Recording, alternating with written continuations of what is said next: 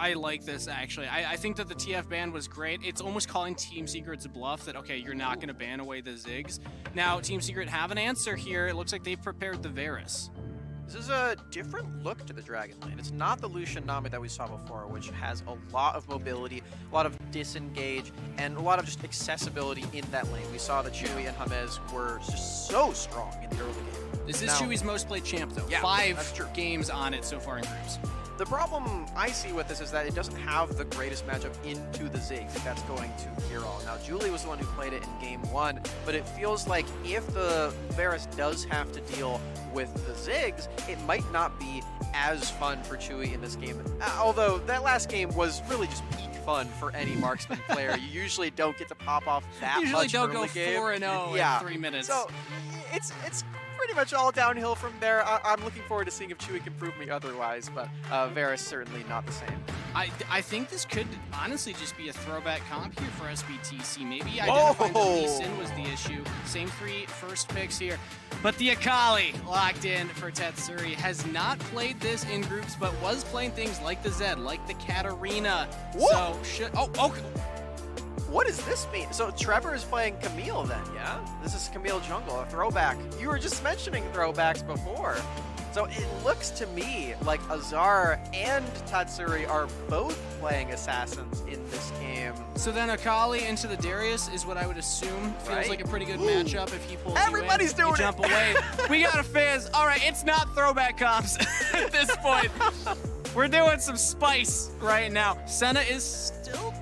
I don't know if you'd pair Senna with the Zig, so we probably won't get the Shadow Mist plus new combo, but wow, what an interesting take on the draft. And a Gragas too. Darius is the only AD damage.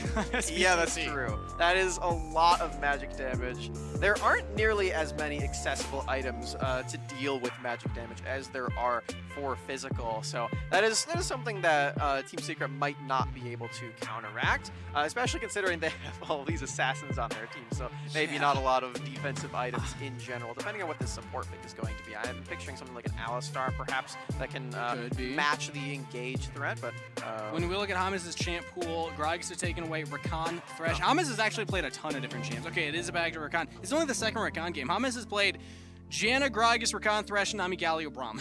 So pretty much every meta support right now, James has piloted, but this is even more lockdown. This is a big engage tool now for Team Secret. And if you're Kiral right now, you're panicking. You're like, okay, who is going to peel? Somebody please peel for me. I'm just a little Ziggs.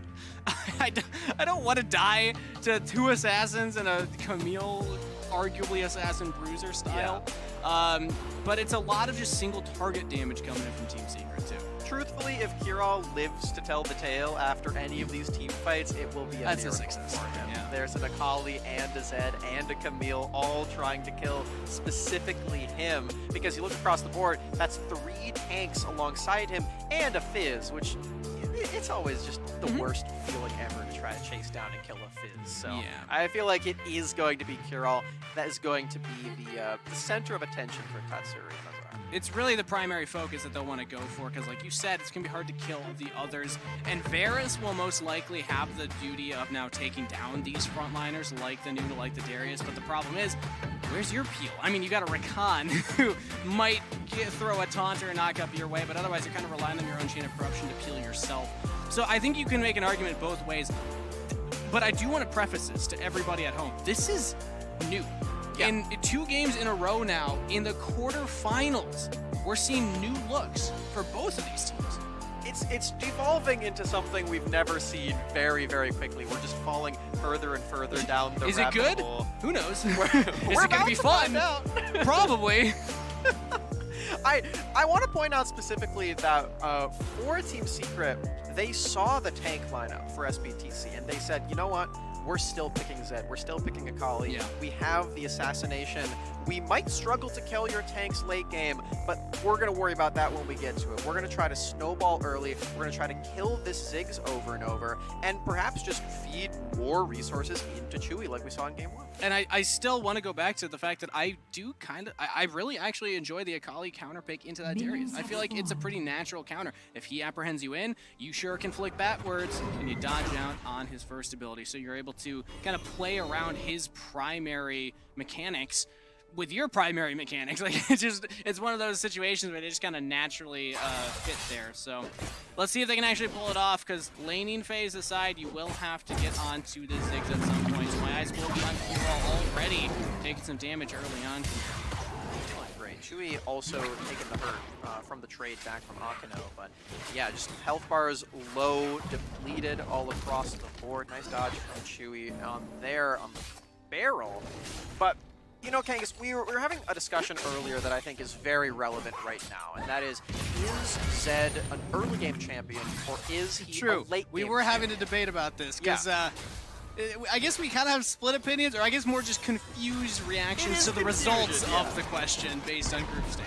With the way that Z of Thunder Talk plays it, you'd think that it's just a late game champion, because he sometimes doesn't get ahead early game, then he just goes and plays the side lane and farms up for 10 minutes and then is a monster.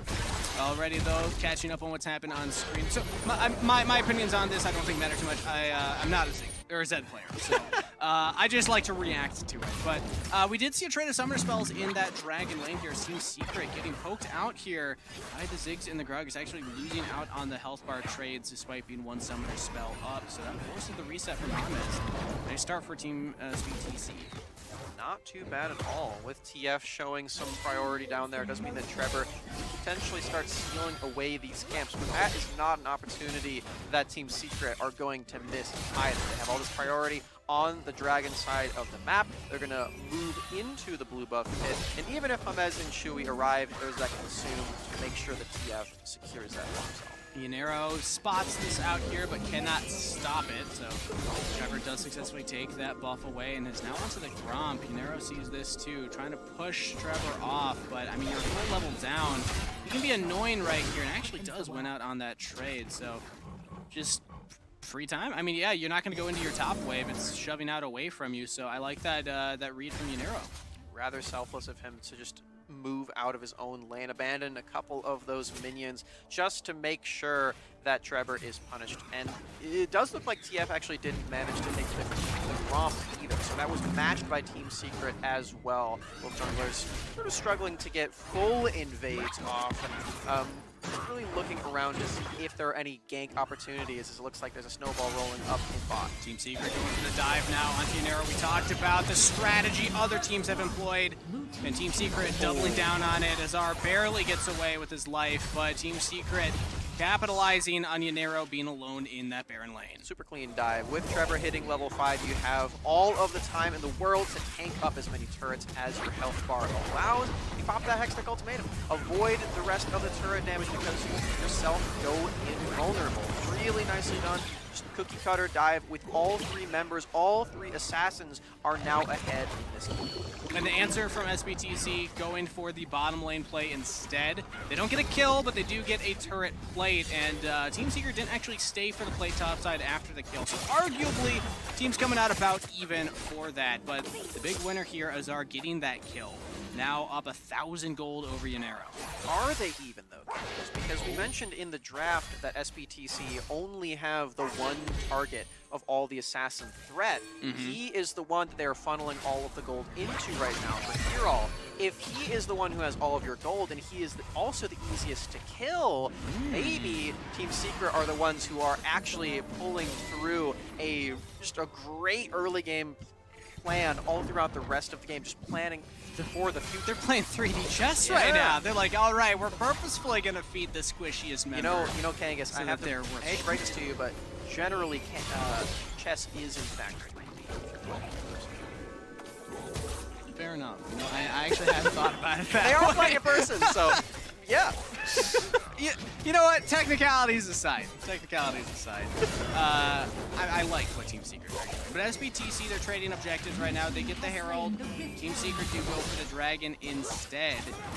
And let's see, how much does Rift Herald gets gold for SBTC? Because that's always the mark of if this trade is worth. Trade of ultimates between the two mid-laners, both assassins, trying to burst out each other. Tatsuri ends up worse for wear, as he does not have his flash anymore, presumably to avoid turret damage. But now Hamez is here, making it an uneven fight. Can he lock down Julia, or will the playful Trickster be enough? It's pretty tough to dive a Ziggs under turret, especially with Flash. Wait, Julie just goes forward into the wave flat. Okay! Okay, then there we go. Trade skills. Yeah. That was a crazy play from Julie, but it worked out. Yeah, pick your poison right there. Julie says, hey, I'm probably going to lose out on the 1v2. Why don't I at least trade kills? Meanwhile, takes a lot of damage. Can't get around the corner. Sniped by Chewy. James didn't have to use his quickness at the bot side. He's like, well, I'm getting antsy. I want to use this on somebody. Please, let's go in mid lane. It's been off cooldown for too long. Yeah, exactly. It's called the quickness for a reason here, Kangas. I want to go fast. Let's get a replay, though. Julie, I mean, this is an aggressive play right here. I did not expect it to work out. Super smart. Like I said, you gotta trade kills. You're going to die either way, and I really love that he got the flash off to redirect Playful Trickster to dodge out on any oncoming shurikens that were going to kill him otherwise. That was an interesting little interaction there. Trevor actually knocks out Kirol with the Hextech Ultimatum so that the Grand Entrance does not knock up Kirol because he's now outside of the Hextech Ultimatum. That was kind of funny. Smart stuff, smart moves with the redirect on the Gragas barrel. It's something that could be crucial in the next fights throughout the rest of the game as well. Pulling up a snowball. Okay, well, put aside for now as James throws out a gleaming quill. I like the wards here from Team Secret. They're doing a great job of that, but Akino just hard committed on. Did not expect Tetsuri to just go for it, and has the damage here with the full lethality item completed. The lethality item is just gigantic at this point. There's no armor here for TF. There's no way for Akino either to do anything about this. All this early game power is culminating into Zed's Deathmark being the most impactful ability on the Rift right now, and it's only going to get scarier later as he builds up some more items. It does look like he's going for a defensive one right now with that Kindle Gem, so maybe looking more at being a bruiser on this. Could be a Death Stance, could be a Sterix, could be Julie going down in the Dragon Lane here. James trying to lock him down, and Tetsuri with the damage, but that's why it's hard to get on top of a Fizz. Very defensive champion when you need to be. And now the rest of SBTC have joined in here around the corner. The snowball locked down. James dead. That's 2 kills over to SBTC. Azar going in. Oh, no way. You go back for that one? Azar playing on a knife's edge right now, but gets the kill. No way. Back up from Tetsuri, and the Assassins are popping off right now for Team Secret. SBTC in full retreat, not respecting the damage. They've got the Assassin trait active from TFT at this point, Kangas. They get the extra crit damage. The worst players. Chance. The worst. It is a frustrating playstyle as SBTC are learning. TF's just back to the Ignite. Tetsuri finds another. Tetsuri saw that Z had a highlight reel Zed performance and said, I want one of those too. You know what? I'm missing out on something here. And now 3-1-2. Tetsuri just popping off. It looks like he's going for Black Cleaver also. As you watch this Axe replay, the re-engage for SBTC looks really solid. They get this assassination onto the Rakan, but then Azar, this is where we completely lost our minds. Like, there's no way he gets away with this, right? Wrong. Instantly getting double kill for Azar, and they get to move further afterward because SBTC just don't have a calculated approach to dealing with this. Slight skirmish breaks out here around the second spawn now. SBTC are on it first. And I want to go back to something we had said earlier, the fact that Kirol is going to be the focus of these Assassins. I think this is the 4D chess move here, Smags, where they say, no, we're not going for the squishy member. We're going to assassinate the front line instead. That is what these Assassins are for. Second arrow that's picked up by SBTC, but Team Secret still trading for these Dragons. Julie 1v1 in Azar. Stasis used. Julie, Playful Trickster forward. Oh, Azar still alive. TF's here. No. Can he get out? Shuriken flip misses. Julie's, that's, just patience. Patience from Julie is enough. It was from Julie. And the burn damage is enough for his spot side. I don't think Nero can survive this one. Double ultimate on top of his head, Kangas. Hex Ultimatum and Deathmark. Not only he's going to get killed, but also the turret. And these AD champions taking down those turrets very fast. So 2 turrets down in the Dragon Lane here. Team Secret yet again off to the races with a 7,000 gold lead here right before 10 minutes. I mean, this is 2 games in a row now where they've gotten a snowball rolling And SBTC, not for lack of trying, but rather for lack of succeeding, have yet to find a way back in the game. Secret strategy of popping off on the bot side of the map, whether it be in kills or in objectives, has led them to 2 really solid early games. This is now the 5th Dragon in a row over the course of this series, and that's 5 for 5, mind you. They've taken every single one of those. They have set their sights very clear on stacking Drakes and getting all of these permanent buffs. They don't really care about those Rift Heralds as long as they're getting kills, as long as they're getting fire. And again, the purpose of the Herald is to get the turrets, to get the gold, to get the standing gold on the map.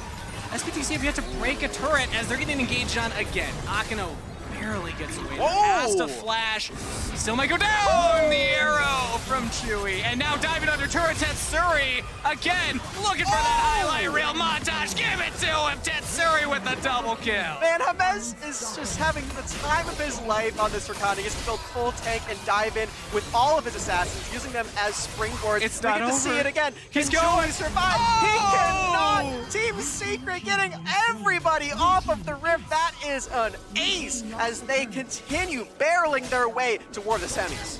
7-1 on the Zed into a 3-tank composition. Tetsuri is shredding through everybody. Oh man.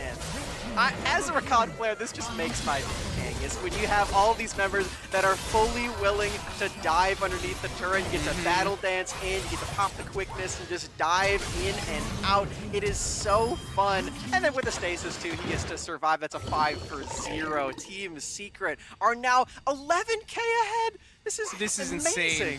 This is quarterfinals, by the way. This is knockout stage. By the way, SBTC are about to be backs against the wall here against the team that they have yet to drop a match to. They're undefeated against Team Secret in Best of Series, and now Team Secret, Tetsuri, a little far forward, does get locked down there. That's a great start for SBTC to find a comeback in this game. Nice, chum the waters on the Tetsuri. He doesn't have the stasis, or he didn't before. He has realized his mistake, and now that makes it 5 of a kind for Team Secret. And also an engage from SBTC. They know that they have a champ advantage on the map right now, and they finally drop that Herald, so get this turret here. A nice explosive cast, but the flank, Trevor, Azar here on the back line. They're doing what they can, but they can't get through these tanks quite yet. This is really good position from SBTC, but Azar, he gets the kill. They're just shredding through them again. Trevor now popping off here. Teleport is coming through SBTC. They still have a couple members strong. They're trying to disengage if they can. Yanero with the pop-up doesn't get the reset, but the team kill still comes through. Another reposition now towards the Baron. When will the fight be decided here? Tetsuri back to full health here. Julie jumping around, trying to dodge out. Cannot escape as Tetsuri gets a double. That fight went on so long that Tetsuri revives, teleports in, and gets the cleanup after all. I love this engage from SBTC though. They do finally get a solid kill, a solid lead in this team fight, and it is by targeting Chewy, the only member that doesn't have any mobility. Everybody's bouncing around in the bouncy castle. The assassins do very well for Team Secret, but I do want to give a lot of credit to SBTC for finding even footing at the start, and then this teleport makes it just completely unfair. If Yanero gets that reset, that's also a dead James. Maybe more resets can come through. Very close. Kirol positioned very well up until walking into melee range. So it was very, just tiny errors, tiny margins that could have worked out for SBTC, but now we're back to another dragon fight here. The engage comes through for Team Secret. We got the assassin on the front line, another good setup here, but Kirol has no peel and goes down. That's the damage for SBTC. Julie couldn't find a kill to start this off, so Team Secret can now just run away with it. That triple kill, I believe. No, just a double, but still dominant performance from Azar. Julie's still alive, but okay, Chewy's still alive. Has the damage, and Chewy survives. Turns out there are 5 assassins on Team Secret as they take another ace, another 5 for 0. That's gonna be it just in the same way that game 1 happened, but before 15 minutes, Team Secret on a rampage. Team Secret about to make history, finally taking down the